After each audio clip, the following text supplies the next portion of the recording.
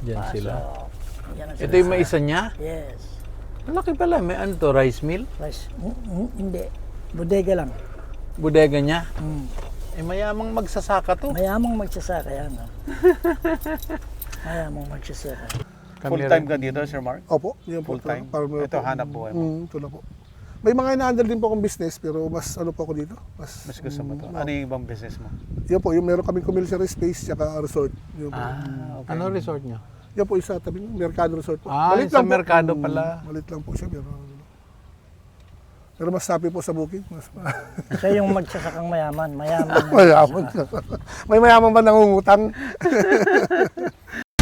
Gusto mo bang matuto ng agribusiness, crops, livestock and poultry, aquaculture, at ma-inspire sa mga success stories? Agribusiness How It Works. As a YouTube channel, Agribusiness features entrepreneurs, farmers, organizations, OFWs, investors. However, beyond our usual content and official endorsements, Agribusiness does not engage in other business dealings with them. While our viewers and featured individuals and entities may choose to pursue business deals with each other on their own, we encourage them to be cautious in doing so. Dati hindi yan naniniwala sa akin si Rod eh. Kumbinsi ko pa.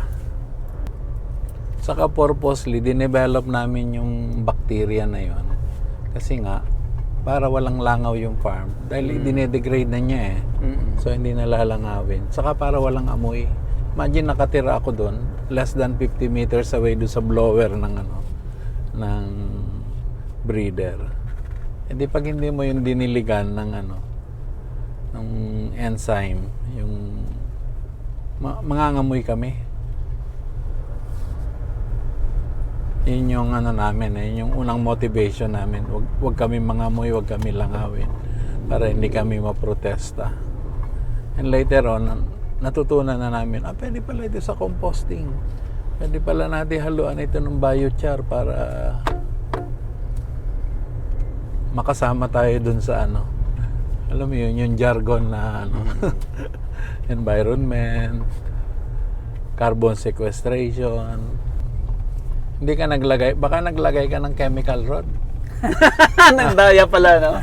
Wala bang daya yung 200 mo? Tama ka ron, direct eh.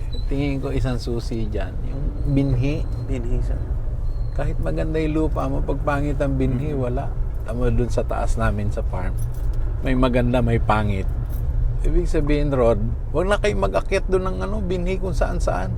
Isa na lang. Isa na lang. Isa na lang. Hindi kasi nakaprogram Pag yung boss ng proven na working. Oo.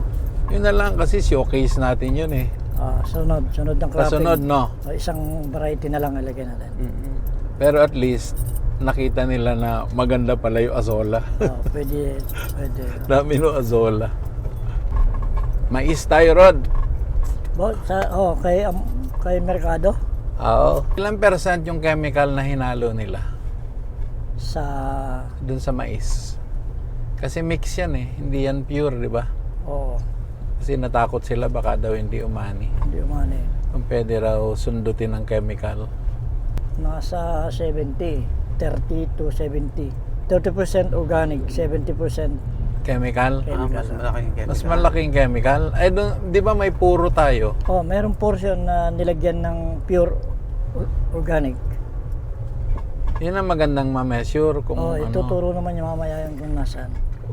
Sa sunod na cycle, kung wala naman masyadong difference, na natin na dahan-dahan na nilang taasan yung organic. Organic. Sabi mo, magtanim sila asola. Hindi naman nabubuhay yun ng walang tubig. Hindi, pwede kang gumawa ng mababaw na pan sa gilid ng bahay mo. Yung iba nga lang, nakatolda lang eh. Nakatolda lang.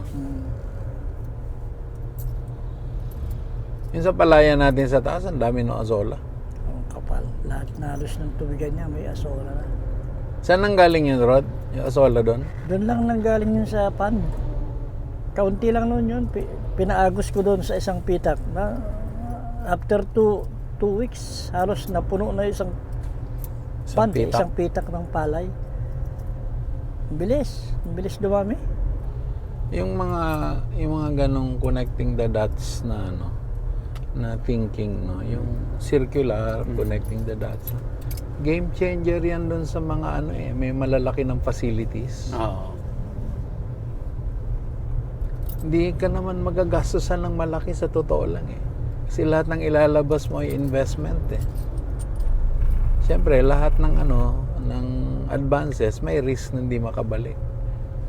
Pero yung kikitain mo naman, at least pwede mo nang pwede mo nang i-absorb yung mga Losses.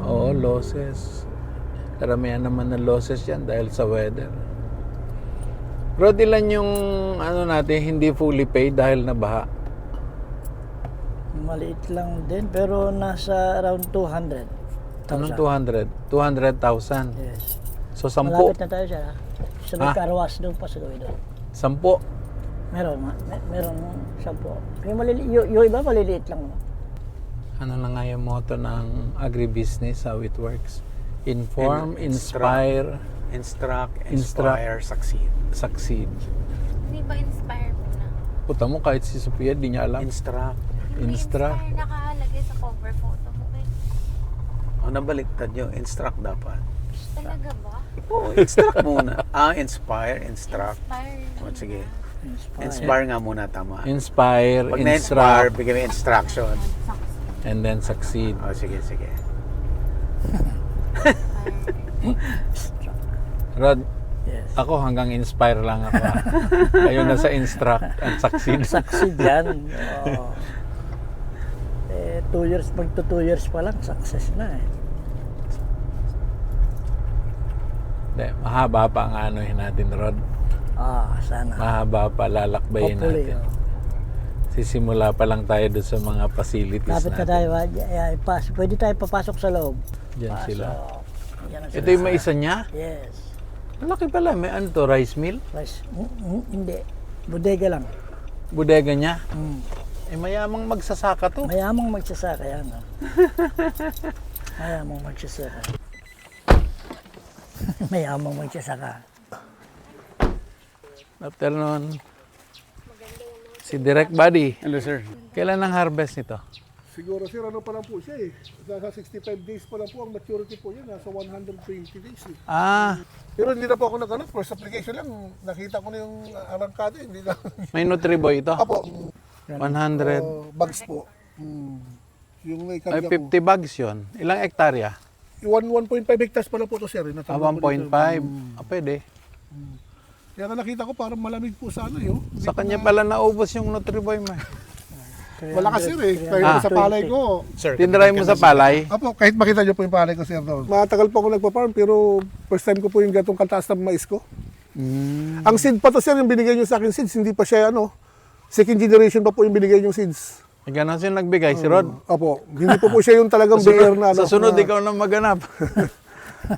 Ako kay sir, ang first generation talaga ng beer, yung may mold talaga na beer, yung nakaano talaga siya, siya ng beer, nakasako. Oo. Ito po kasi yung parang lang siya. Alam mo Mga yung inbreed, pinatanim namin 5 hektarya lang kasi experimental Apo. to So kung yung compost ay makakatulong sa pagmamais, Ako sir, medyo na-experience ko na, first time ko na. magpapatanim na kami ng marami at bibili namin. Saan nyo binibenta dati yan? Ang unang bumibili po sa amin, mga backyard lang. Pero dati po may dati yung bukas pa yung MW Farm. May doon po nakaano rin ako Pero sa kanila. magkano ang Ay, paano ang mababa benta? pa po noon. Kasi ang SRP noon, sa Pangasinan po kasi kami sa SIDS yung sa SIDS po. Yung grain nalugas grain na, natuyo Opo, na. Magkano? Noon po, ang SRP lang noon, 15. Yung maximum na po yung 15. Bili ni Rod ng 18. Noon pa po noon, mga ilang taon pa naman eh. Nung bukas pa yung MW Farm. Medyo pa. Sir, pakilala muna kayo, sir. Anong buong pangalan niyo, sir? Mark Mercado po. Sir Mark. Dito pa rin yan sa iba. Anong Apo. barangay po? Amungan po, Port Amungan. Okay. Maluwang ang maisan nyo, sir? Kasi po pagkatapos ng palay, maisan po. Lahat. Ilang hektarya? Kaya ko po magtanim, kasi yung area ko po sa tatlong area ko po may 5 hectares, ito 2.5 at saka 3 hectares. Hanggang 10 po kaya 10 ko pong 10 hectares. Ngayon pala, Rod? Sa kanya lang, solve na eh. Hindi, kailangan ko 100,000 sako. Sir, ano po, Laki ng farm nito. noon po, Ang laki ng farm. mayroon po kaming ginawa noon. Share ko lang po yung kwento na nangyari. Kasi ako may mga equipment po ako. Kasi nag-seminar din po ako course sa Nueva Ecija. About po naman sa silage making yun eh. Oo. Kasi yun po talagang ano ko dahil meron din po ako mga baka. May unti akong baka. May baka ka pa ngayon? Opo, meron po. Kaya po kumpleto po, may shredder ako dyan, mayroon akong ano. Nagsa-silage po kami, kaya lang pong sineminar ko yung paggawa ng silage siya yung TMR para pagkain po ng mga baka tsaka kambing. Kaya hanggang po, marami po ditong lupa na gusto magmais, yung problema lang, yung buyer. Kaya doon po sila yung market, doon po kami nahihirapan. Kami na nga eh. O, kaya nga po Tatayo ko kung- muna yung ano. Kung may organize yun, sir, meron kayong mga silong malalaki, madami po Ang bagal kasi si Rod eh. Marami po kasi maganda po ito after rice, wala na po eh. Diwang na po yung diwangwang na yung lupa. Kasi para karamihan ditong rainfed, ang mais naman, hindi naman kailangan ng tubig masyado. Yan yung sinasabi ko. Kung maka 3 crops sila, tataas kita ng farmer. Opo. Tapos Ang problema lang po nila talaga, yung need namin buyer. para sa quality Eh, namin. wala nang problema sa bayan. Meron ng bayan. Kung may buyer po talaga, ako po talaga. Ang tagal ko pong tumigil sa pagkukorn kasi nga, wala pong mababagsakan. Nung nagsara na yung wala nang kumukuha. Kaya yung Pangasinan naman, makakadaan lang sila pag short ang ng Pangasinan, ang mais nila, saka lang sila makaka-pick up dito. Saka pag pag middleman na kukuha, wala nang presyo, baba na. Kaya hindi po kami makapag-compete ng Alright, galingan mo ha. Oo. Kako kay kuya, dito kung talagang Sir, Ano, sir? wala tayong masasabi dyan, ha? 60 days? 60 days 60 pa lang pa yan? po, mga 60 days po. Gano'ng kalaki yung niya, yung corn niya? Pag Alam niyo ganito? po yung kaya po yan eh, kaya po mag-average ng 200 kernels po yan eh, yung buto. Oo. Ganun po talagang maximum po niya. Sa isang hektarya, nakakailan tonelada na harvest? Yung standard po nila, 4 to 5 tons eh. 4 to 5 tons. Talagang po yun. Yung po yung first breed, yung hybrid. Ito kasi yung binigay mo sa akin, inbreed eh. Second generation to eh. Second Oo. generation. Yung po yung hybrid talaga yung packaging po niya, talagang Bayer po, talagang nakatatak na Bayer. Nasunod siguro kami Mali. na lang Pero problema doon. Pero sulit pa mo po yun. Yung sulit talaga siya. Kahit sabi mong mahal, i-compare mo sa ito Ilan medyo- ang na-harvest ng 4 to 5 Opo, tons? kaya po talaga, mag-standard po talaga yun.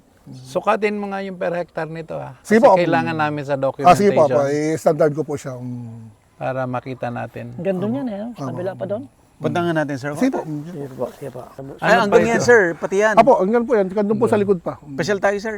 Apo, pero 100 bags ang Apo, naubos. mga 100, 250 po yan, ang estimate. Dito kasi maraming gusto magtanim Pag ng corn. nagtago ka dyan yung sa loob sa inyo, hindi ka na makikita. magmamarket, nagiging problema po nila. Kasi kami magagawa kami ng feed mill. Yun po, the best. Kasi may breeder farm kami eh. Magpunta po kayo ng mga laking silo. Ang ganda po. Maglalagay kami. Minsan po, nasubukan ko nag-deliver sa or break even lang ako eh. Saan? Meron po kasi yung dati kong kilala nyo po yung pin Oh, then, sa oh. Ginawa po nila akong dealership dito, marami akong mais. Tinayap po nila ako, nag-supply ako sa Salig de Ponso, doon kami nagbabagsak ng mais sa silohan nila, sa nila. Nung kinukwento ko yun, parang break. Mag-tracking ka pa mag-arkila. Siyempre, kailangan mo, dapat nasa forward. Ang arkila mo, kung elf lang, lugi ka sa lugi ka. mobilization. Mga baka mo nasaan? Doon sa taas. Nasa taas. Pero makikita doon sa kabila, doon sa may palayan ko, di ba? Nakikita mo sila. Yun ang problema pag malayo yung post-harvest eh. Doon pa lang talo na yung farm. Talo ka sa Kaya nga po, tracking. nag-testing kami. Kung bibili kami ng tracking, kailan mo mapapasulit? Hirap din. Kaya medyo Okay to Rod. Mas excited ako rito sa mais kesa sa palay mo. Sa susunod daw, tataniman pa niya yan. lahat po yan, kung talagang Kaya, binigay lang sa akin ni Sir, 2 hektarya lang eh.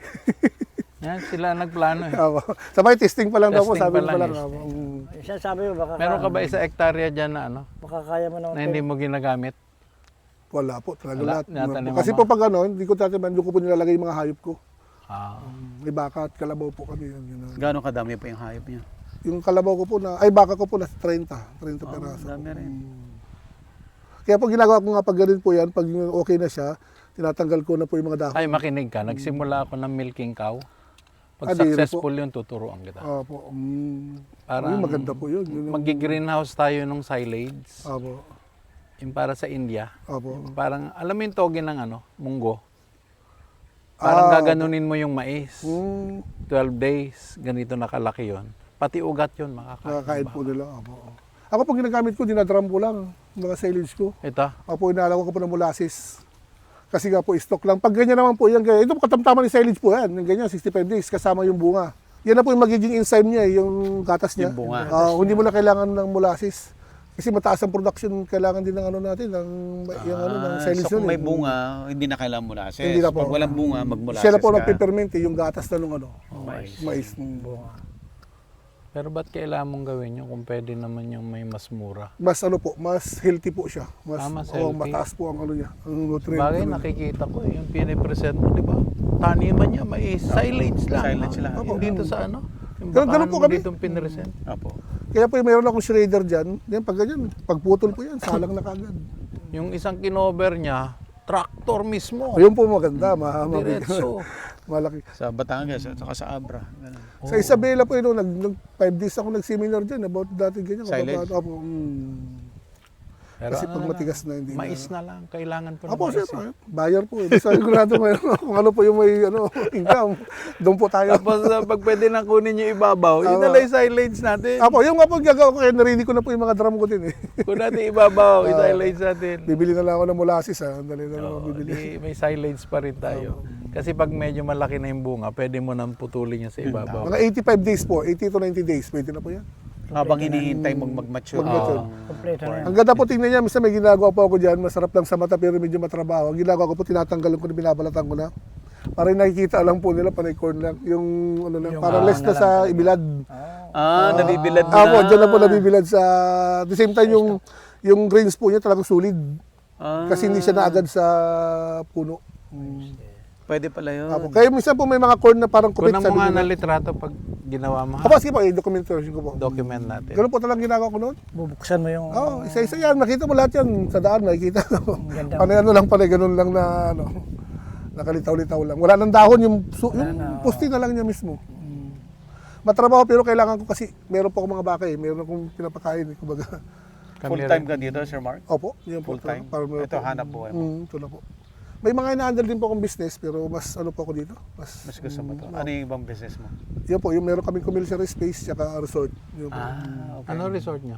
Yan po isa tabi ng Mercado Resort po. Sa lang po. Mercado pala. Malit lang po siya pero mas sapi po sa bukid. Mas Siya yung magsasakang mayaman. Mayaman. mayaman. May mayaman ba nangungutang? Lahat ng tao Happy may lang sa utang. bukid. Lahat ng tao may utang. No? Happy lang po sa Laki bukid. utang Mas, na. Mas hahabang buhay.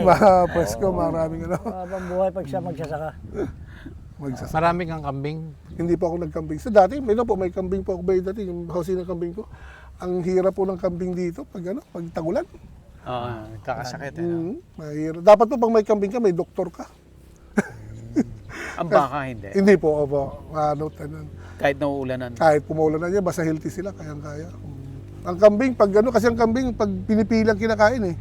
Pag naulan na isang araw, tuloy-tuloy ang ulan, hindi nakakain yan, magtatay na. Kailan na naka-equal yung mayroon silang feeds. Pag nag-feeds ka naman, yung market naman po, paano mo mapapalabas yung kambing mo doon sa pakainin ng feeds. Wala, dito, magkano lang kambing, mapapakainin mo ng feeds. Hindi mo kayang palabasin. Mag-birthday ka. Ayun po, gano'n. Magkatay ka po, sir. Anyayahan mo ang buong barangay. Lugi-lugi ka lalo. Kung meron ka naman plano na tumakbo, ano? Panalo ka na. Sakit ulo na po yun. Si Rod, lagi mo sinisingit yung politika. Nakakalaban si Maimbitahan tayo sa ano. Kapitan na tumama sa dirita. Sasakit mo lang yung ulo mo. Tama po. So matagal ho kayong tumigil mag-corn? Takal po. So ngayon lang ulit nung sinabi ni Sir 5 years Rod. na may git. Takal na ako din ng corn. Hindi kaya yung tagal ng hindi mo pagtanim ng corn ay nabigla lang kasi napakaganda ng corn mo ngayon. Anong tinatanim mo? Panay gulay yan. Walang tigil ako sa gulay, sir. Pagkatapos nakikita gulay po lahat yan. Talong, kamote, mga. Nakikita ko. Tumigil po ako ng corn kasi wala ka pong bayar eh. Walang market. Walang market. Mabigat din po ang ano ng corn. Mabigat din po ang ano niya kasi matakaw po sa ano. Kaya malaking tulong nga po yung ano, yung compost na ano. Kasi po yung average na kailangan ng corn per hectare sa abono, malaki po ang costing yan. First application lang yan, 5 sako na. Nakailang application ka? First lang, isa lang po, hindi na ako nagdoble. Pero kung chemical? Pag chemical po, hanggang 3 minsan. Hanggang 3? May pulyar pa akong ginagamit. Akala ko, Hindi ka gumamit ng 0060. Hindi na. Nakita. Pampalaki daw ng bunga. So Nakita dati ko na hanggang yun, tatlong nakita ko na application yun. ng chemical, isa na lang. Isa na lang. Sinabay ko na po yun. Yung first application ko ng chemical, sinabay ko na yung Nutriboy. Yung Nutriboy. Kasi alam ko, ano siya, kumpos siya, baka kung hindi niya makuha eh. Iniisip ko yun, hindi tulad ng palay, flooded siya ng tubig eh. Iniisip ko, pero meron naman ang resulta. Ang ganda nga eh. Ganda. Nakita ko sa dahon pa lang, tsaka yung arangkada ng ano. Kasi po, pag ang mais ko, ganyan, namulaklak na, pinapakain ko na, tinatanggal ko na. Apo, hindi na po magbubudak. Ay, yung ganyan, okay yan. Ayan po, yan, bata pa po yan, mas nauna pa to ng almost 1 week eh. Yan, pasalida pa lang po yan. Mga resourceful mo talaga, Bong. Hindi, minamaximize din, sayang din. May bayar nga eh. Yan ang kailangan hanggang ngayon. Tsaka mas gusto ko po mais, bakit nyo ka ma'am? Kahit ako po nakakapagtrabaho ko dahil puro makina. Hindi tulad ng palay, naku, sakit ulo ka sa tao. Paano mo tinatanggal yung kernel? Sana po. Yung kernel? Yung... Ano po, diretso po sana yan, tracer na. Ah, meron ba? Butil na. Butil na po paglabas. Harvester. May harvester na po yun, diretso Ah, na. talaga? Diyan po Sa nakatayo motor, yun. meron. Pag nakatayo po yun, papadaanan mo na lang yun, nakasako Parang na. palay. Parang Paglabas palay po. niya, grains na siya. Bibili ako ng dryer eh. Sa Yun po. Saturday pupuntahan Yan ko. po maganda. So, Mechanical po, mechanical. Mechanical. So kung okay ka na, kung na-set up na namin, didiretso mo na lang doon. Opo, yun, the best po. Ganun po naman ginagawa nila iba. Diretso sa dryer. Kasi ayaw namin kung saan-saan mo ibilad. Opo, isa po yung Baka makontaminate eh. contaminate po. Tama po. Siyempre lalo mga bilaran po dito, usually tabingdaan. Nasasagasaan ng mga sagasaan ng mga Wag, gulong. wag. Masisira yung mais. Kaya nga po akong ginagawa ko, sa akin po yan, pinano ko na, binabalatan ko na, kasi kailangan ko rin nga po yung ano, para nabilad na po siya sa, diyan pa lang nabibilad at the same time, mas Okay, doon natin umipintog yung ibilad ano. sa solar dryer natin sa baba. Oo, doon No. lahat, oo. Doon na lang. Oh, matagal- madaling magbilad ngayon kasi dry season, dry season. katulad ng wet. Ah, Maya-maya, Saan mo binibilad yung corn mo? Dito lang po sa mga daan-daan lang. Kasi Ay, wala wag. nga po kaming daanan. Noon, ganun po ginagawa namin. Wala kaming Wag bilaran. natin talaga. bilad. walang Minsan, pag bakante yung mga plaza ng kooperatiba, yun, medyo Doon sa amin, mas nakakasingit. maluwang pa sa plaza. Hindi po, Kaya pag, ano. pag ano po, di kunin nyo na. Di na, total, per kilo naman tayo, laban na. Di kunin nyo na lang po yung moisture mamaya kung ano. Kasi po yan, halos yan, pag harvest po yan, halos Kinuwenta ko na eh. tuyo na eh. Kung Tuyo na kami po ang yan. dryer, kami magbibilad. Yung press, nasa 16. Basta Ang po, labas ano, niyan, 18. Basta po yung ano po, yung tumatakbong presyo, wala pong problema naman. Yun yata. Magkano ba tumatakbo ngayon? Yun yata. Ano po, Pangasinan po ako nagbe-base eh. Kung ano po yung kuha ng, kasi dyan po talaga mga, Hindi, i-base natin dyan doon. po talaga ang ano ng supply ng corn. Pangasinan ng buyer mo, sir? Wala po ang buyer. Simbaga yung presyo po nila dyan, Yung ang presyo binabiyahe nila. nila po. I-base Ang mo. Pangasinan po, yan po nagbibenta talaga. Yan ang lugar na maluluwag din ng ano. Pangasinan, Isabela. Pero mas maluwag ang Pangasinan Mas sa maluwag yung Maisan. Pangasinan. Pero hindi lang po, mahirap magparami ng baka kasi yung area lang po, yung limit lang yung area eh. Pero pag may ganito kasanang maluluwag, may ano, pwede, kaya po. Pero bisan yung area, kaya bisan nag-try po akong nagmabot ng 50 ang baka ko, nahirapan na ako. Hindi ko rin mabenta na maganda kasi yung katawan mahina. Kaya nag-reduce na lang ako sa ano, sa 20 inahin, kaya pag ano, benta kagad. Pag nanganak, pag nabot na ng 1.2 kalahati, benta na ako. Mini-maintain ko lang po yung 20 heads na inahin. Para yearly, nakakapag-dispose. Madali pang pera. Kasi pagpapadami po, ganun din ang presyo nila. Yung may bibenta mo ng 60,000 isang piraso, tatawaran din ng 35 dahil manipis eh. Alam mo na po dito, minsan mga buyer dito, kulang na lang hingiin yung... Ayusin natin yan. Yan ang tulong namin sa mga farmer. Opo, Pero maganda yun, matulungan din kami sa ano yan eh. Opo. Sa aming negosyo, yung breeder. Parang win-win tayo dyan. Puproduce ng sariling feeds. Feeds. Opo. Kasi laki ng ginagastos ko sa commercial feeds. Ano po, sa cattle o sa ano po? Yan eh, breeder. Breeder, Breeder naman. Manok. Manok, sa manok po.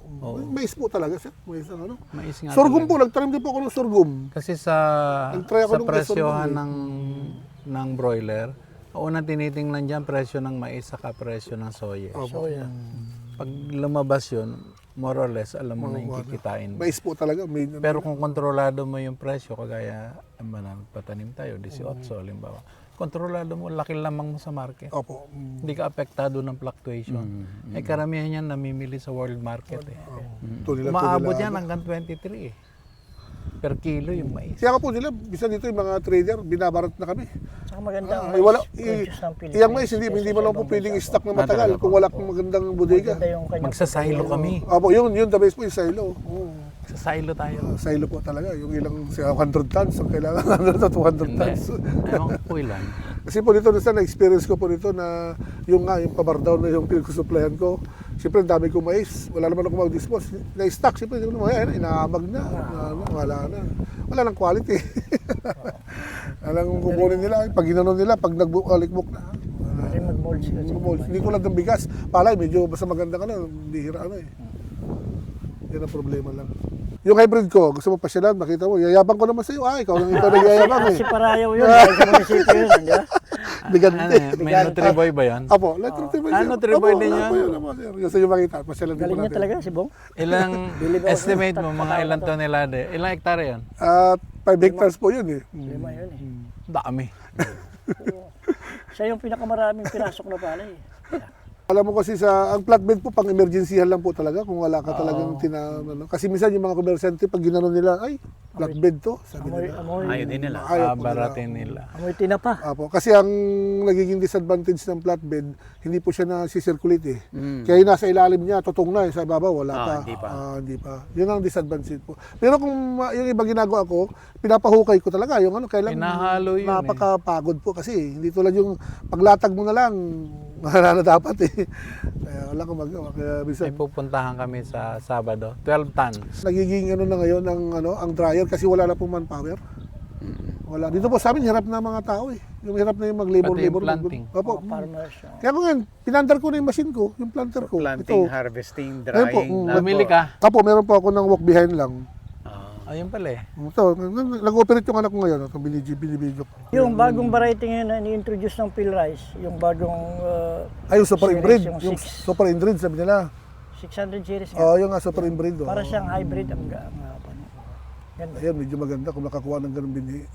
Pero yung presyo, Wala po siya dito. Ordinary. Pag sinabi mo hybrid dito, ordinary. Presyo. ah, Presyo what? yung Presyo. presyo ng sinasabi ni Phil Rice. 2,800 lang lalabas pag 40. Pag 40. Pwede na. Pero pagka hybrid, 5 kilos na lang po sir eh. Ay, 15 ba? hybrid. 15? 15 15 kilos lang, 15 18 kilos. nga, pagka medyo sumablay Pero pa yung packaging ng pagpula mga mo, hybrid, 15 kilos, 1 hectare. 1 hectare. Kulang. Yun yung standard nila. Magkano yun? Standard, pero Magkano kulang yung talaga. 15? Yung sa Bigante po, yung sa Bigante na beer, nasa 6.5 na yata. 6,500. Opo, Halos. ganun po kalaki. Opo. Kaya nga, Halos doble mahigit. hindi po kaya ng ordinary farmer na mag-hybrid eh. Eh, kaya mo naman. Hindi, kung kami magsusupply, papayag si farmer. Papayag po siguro, pero yung costing na yung mabigat, baka po sa bayaran, mahirapan din po sila doon kasi lalo bibiliin nyo ng mababa din po. kung Hindi, yung natural. presyong gobyerno. Oh, yun nga po, yung alam mo ng gobyerno po. Ngayon po, presyo ng gobyerno hindi makahabol sa sa mga 24 lang ang gobyerno eh. 24 Opo, na. yung- Sa labas boss, ang eh, sa ano, labas, 28. 28 po. Ay, ganon? Oo, katapang na ng Opo, bumili. katapang ngayon po ng bumibili. Alam mo, ang running price ng traders ngayon, ang dami nila dito sa Zambales. 23, 24 pa, price. Fresh po yan, walang bilaran. From farm. Katapang nila yun kasi nga daw po wala tayo Bakit magpapalay. nasaan kayo kako nung wet season, hindi kayo lumitaw? Wet season, 12. Monitor mo sa Meron inyo pa ng ka 8 lang, 10. Namimili pa kayo. Ngayon, sabi ko, ang ganda ng palay, dito kayo, kukuhanin nyo lahat ng palay ng sambaling nyo. Mga taga Bulacan, Nueva Lahat ng Ecija. Besia. Taga Nueva Ecija ka, loko-loko-lokohin. Dito po yung hinarvester dito kahapon, binantayan ko nga sila eh. Oh, Nueva Ecija, Tatapang, 23. Sargaw. Sariwa. Wala pang quality. Medyo green pa, hinabol sa presyo. Basta kargahin nila yan. Kinarga po nila. Samantala natin, butas na yung sako mo lahat, butas na kaka-check up, reject yan. Kaburigi, no? Baburikin bago yung imimil pa nila. Oo. Yung maliit. Kaya mo, ang tatapang nila ngayon Tatapang nilang bumili. wala nang Bakit kaya? Anong, Pero pag lumabas ang palay ng nakikita nila? Nueva Ecija, babagsak ulit yun yan. po yung kinakatakot nila yung mga farmer. Kaya yung iba, medyo may hilaw-hilaw pat gusto ng hinahabol nila. Hinahabol po nila talaga kasi yung presyo yung Eh, pagka ganon, end of stop buying February. ka para kumita naman yung mga magsasaka. po. Pag bumaba na sa regular price, saka ka lang mamili.